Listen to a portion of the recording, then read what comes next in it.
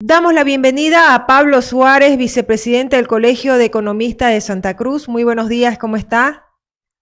Muy buenos días, un gusto estar en su programa, como siempre. Muchísimas gracias a usted por su tiempo. Bueno, ¿cómo evalúa este año desde el punto de vista económico? ¿Cómo hemos vivido los bolivianos este año? Bueno, mire, en realidad no hay que ser un economista con doctorado para darnos cuenta que la situación es muy complicada, es decir, la cuarentena, más muchos dicen la pandemia, pero en realidad lo que daña la economía son las cuarentenas, son cerrar los tiempos de que la gente esté encerrada en su casa, ¿no? Entonces, la cuarentena ha dañado mucho, ¿no?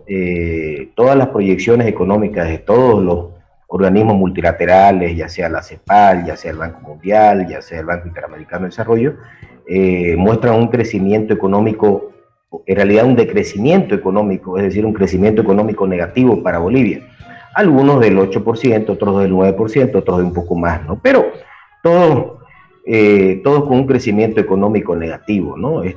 Bueno, este año tuvimos el precio del WTI, del West Texas Instrument, del precio del petróleo negativo, imagínense, eso una cosa, o sea, a usted le pagaban por llevarse petróleo, digamos.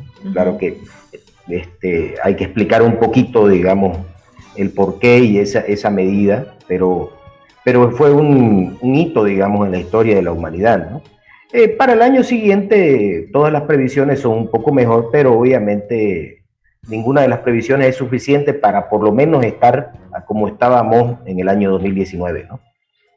Y eso que también se viene una segunda ola y además incluso se habla hasta de una tercera ola del COVID, como usted dice.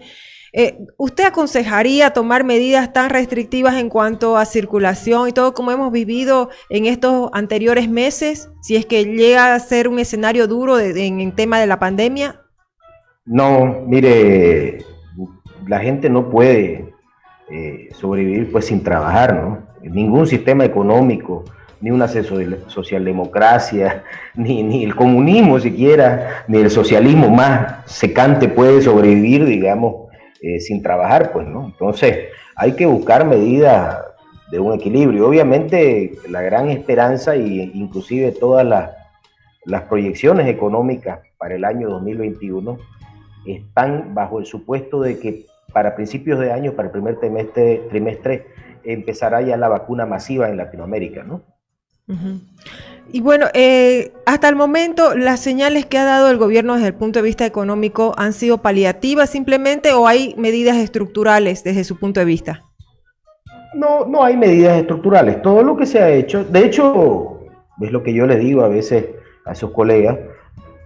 A ver, reactivación económica, la gente confunde reactivación con que se abra, digamos, la economía y trabajemos normalmente. Eso no tiene nada de reactivación, eso es lo que hacemos todos los días. Reactivación económica es llegar a crecimientos económicos fuertes como para llegar o sobrepasar los niveles a los que estábamos en el 2019. En realidad el gobierno no nos ha presentado un plan de reactivación. Nos ha presentado medidas paliativas como el bono. El bono en realidad es una inyección de recursos, en realidad una transferencia, digamos, del sector público a las familias y, bueno, a la población en general, pero en realidad esto es una deuda. Nosotros los bolivianos tenemos que darnos cuenta que esto lo vamos a tener que pagar igual, ¿no?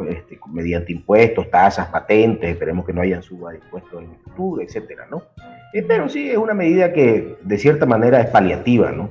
Lo que necesitamos son medidas de fondo, medidas como reformas tributarias, leyes de pymes en la cual, póngale, usted pueda sacarse su empresa de comunicación en poco tiempo, si te consigue un socio puede vender parte del acervo de capital de la empresa sin mucho trámite, tenga facilidades impositivas durante los primeros años o hasta que usted llegue a un cierto punto de facturación, ¿no?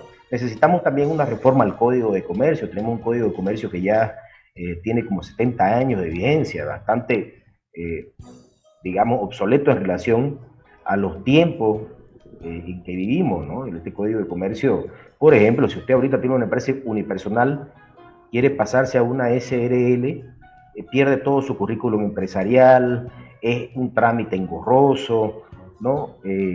Esa burocracia le cuesta dinero al empresario. al empresario y a todos, ¿no? Porque al final el dinero circula, digamos. Lo que pasa es que la gente no se da cuenta. Igual, en los mismos municipios hay mucha burocracia. Usted para sacar una licencia de funcionamiento tiene que sí o sí ir a buscar a alguno de los tramitadores que tenga algún contacto para poder sacarla, porque si no, no puede, ¿no? Algo que debería usted hacerla por internet, y ir a pagar a una farmacia o pagarlo con su tarjeta de débito, ¿no? Ahora, estamos a punto de terminar este año e iniciar una nueva gestión. ¿Usted cree que es un lujo seguir dejando pasar los meses sin tomar esas medidas estructurales? Sí, esto, a ver, yo la verdad una de las opiniones que tenía, cuando vi el perfil de por lo menos los ministros del área económica, ¿no? Asumimos que ellos rápidamente iban a presentar un plan de reactivación, o incluso que ya lo tenían listo, ¿no?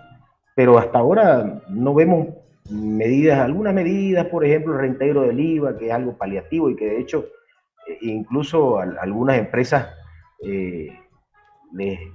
los va a obligar a que las empresas paguen algún impuesto, que no es malo porque aumenta la base tributaria, ¿no? Es decir, porque la idea es que no pocos paguen mucho, sino muchos paguen poco, ¿no? Claro. Pero no hemos visto, solamente lo único que vemos del gobierno nacional es hablar de más impuestos, no vemos rebaja de impuestos, incentivos tributarios, etcétera, ¿no? Entonces, se hace necesario que el gobierno nacional presente algún plan de reactivación, ¿no? Uh-huh.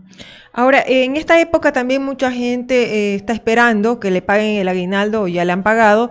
¿Qué aconsejaría usted hacer con ese dinero en este momento que estamos viviendo y además lo que se proyecta el próximo año? Mire, a ver, la situación del país, las crisis tienen una ventaja, entre comillas, que hacen y sacan lo mejor, digamos, del ciudadano, le reactivan la creatividad, lo sacan de su zona de confort. Yo creo que es el momento para que el ciudadano piense en emprender, ¿no?